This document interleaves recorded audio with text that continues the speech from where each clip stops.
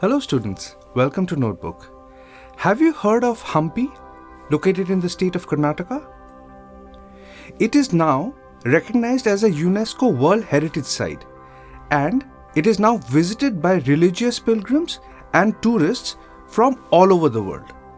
The Archaeological Survey of India and the Karnataka Department of Archaeology and Museums have preserved this site.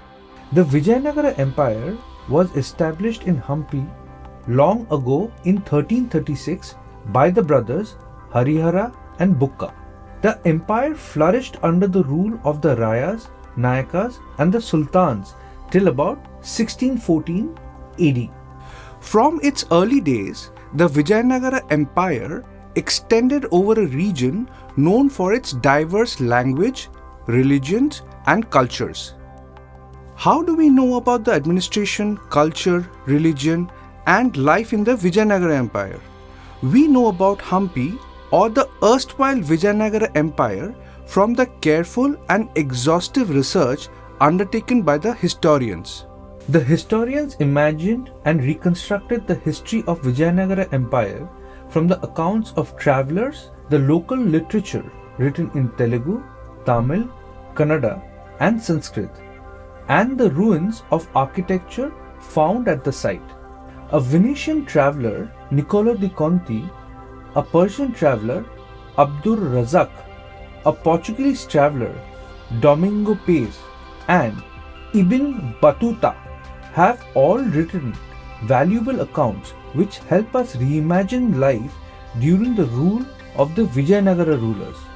An employee of the East India Company, an engineer and antiquarian, Colonel Mackenzie, first drew the world's attention to the ruins of Hampi.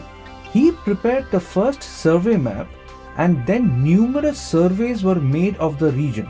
Photographers took photos of the site and epigraphists began to collect and study the inscriptions found at the temples in Hampi.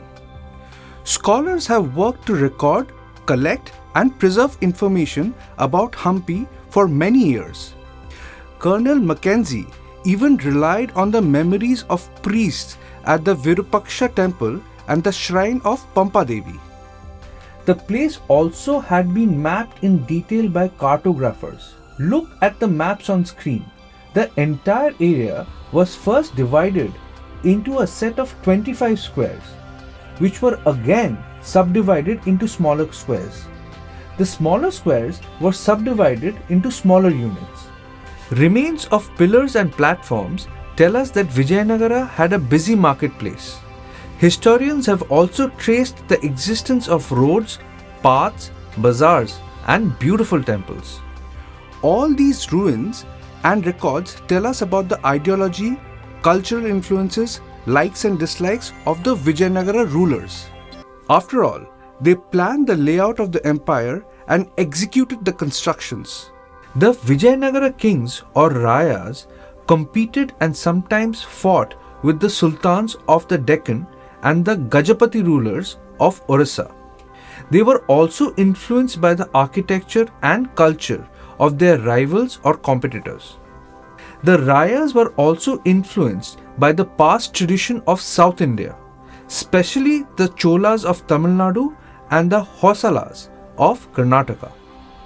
The Rayas needed horses to maintain a good cavalry for their wars with other kingdoms.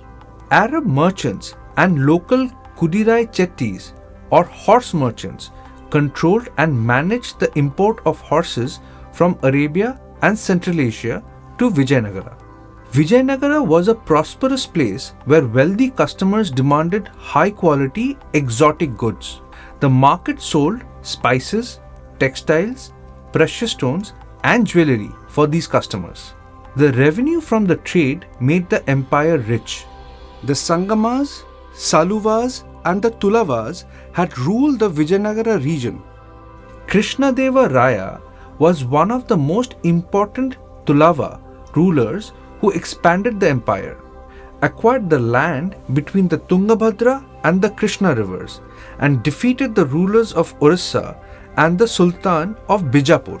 He also took an active interest in architecture. he added impressive gopurams to many South Indian temples. A gopuram or gopura is a monumental entrance tower found at the entrance of a Hindu temple. Thus, Vijayanagara became a very well fortified or protected, peaceful and prosperous empire during the Krishnadeva Raya's reign. Krishnadeva also wrote about the ways of good administration in his Telugu work Amuk Tamalyada. After Krishnadeva's death, the Rayas of Vijayanagara and the Sultans of the Deccan region fought for control with each other. The military chiefs or Nayakas under the Rayas also rebelled in many places. By 1542, power had shifted from the Tulava dynasty to the Aravidu rulers who ruled till the 17th century. What led to the downfall of the Rayas of Vijayanagara? It was the ambition and adventurous spirit of Rama Raya, the chief minister of Vijayanagara. Rama Raya had tried to retain control over the sultans of the Deccan region by playing one sultan against the other.